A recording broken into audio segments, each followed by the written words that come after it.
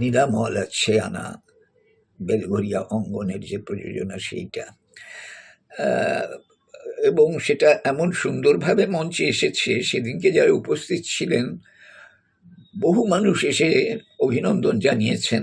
অনেকে আমার চেনা ছিলেন, পরিচিত মানুষ ছিলেন, থিয়েটারের মানুষ ছিলেন, তারা প্রত্যেকের ভালো লেগেছে। ভালো লাগার কারণটা কি না, তারা সত্যিকারের জীবন থেকে তুলে আনা মানুষদের দেখিয়েছেন, বানানো মানুষ নয়।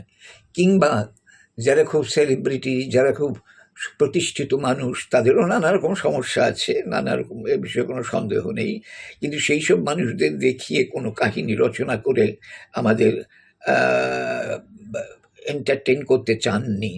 ওইসব সাধারণ মানুষের কথাগুলোই এসেছে সেখানে।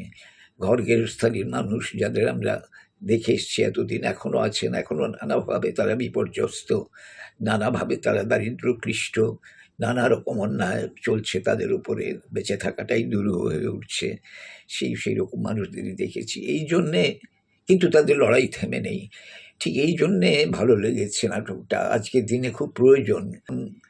এই নীলামল আছে না আমাকে যেন একটা, মানে কি বলবো, অনেক পুরনো অনুভব, অনুভূতি, ইতিহাস এসব ফিরিয়ে দিল। এটা কম বড় কথা নয় আমার কাছে অন্তত। আজ আমি তোমার কোনো পক্ষেই যুক্তি দেখাবো। সে কি যুক্তি থাকলে দেখাও, বোঝাও। তুমি তো আমার শিক্ষক ছিলে নকুলদা, কত সহজে কত কঠিন কঠিন পড়া পড়িয়েছ। আজ না হয় আরোই একবার চেষ্টা করে দেখো, যাতে এত কিছুর পরেও আমি তোমার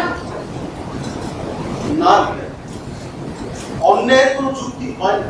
আর এখন যেটা করছো সেটা কি ন্যায়? কোনটা? আমার কাছে ফিরে আসো। আজকে দেখলাম অঙ্গন বেলঘরিয়ার নীলামল আছে আনা, অসম্ভব ভালো একটি কাজ। বহুদিন বাদে এই ধরনের একটা কাজ দেখার সৌভাগ্য হলো। অভি আমাকে অনেক আগেই বলেছিল, দেখেছিলাম, তখন পারিনি, আজকে সুযোগ পেলাম, দেখলাম।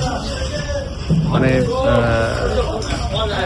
কন্টেন্টের যে জার্নি, সেটা অভিনেতারা এত ভালো তাল মিলিয়ে কাজ করে গেছে, মানে স্পেল বাউন্ড হয়েছে আর কি। আমার কোন আমি দেবো দিয়েছে, অনেক দিয়েছে, আর দিতে হবে। আর তার মধ্যে এবার কংগ্রেসের ক্যান্ডিডেট দেবেন, তো কংগ্রেসকে জিততেও পারবে না, মাঝখান থেকে ভোটটা কাটা যাবে। বাবা যতীনদার চাকরিটা কিন্তু একজন কংগ্রেস নেতার জন্য। কংগ্রেস এখন পাওয়ারে নেই, পাওয়ারে থাকলে কংগ্রেস করবেন। তার মানে যে পাওয়ারে যাবে তোরা তার লোক হয়ে যাবে, তাই তো? কাকা বাবা যতীনদা কিন্তু ঠান্ডা পড়েনি, তো বাবার মতো আমার করে ডুবি দিন না। কথা দিচ্ছি কাকা, আমার বাবা যেমন সারাটা জীবন এই পুরো এলাকার বিক্রি করেছে, আমি